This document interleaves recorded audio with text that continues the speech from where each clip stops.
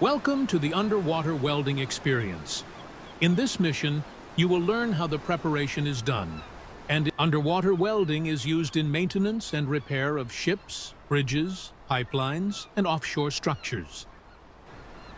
Underwater welding is used in maintenance and repair of ships, bridges, pipelines, and offshore structures.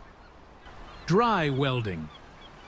Dry welding is performed inside a pressurized chamber that prevents water from entering, allowing for greater precision and higher quality in load handling and finishing. Now that you have learned about the basics and the equipment, it is time to test your knowledge of underwater welding safety before you begin the actual work.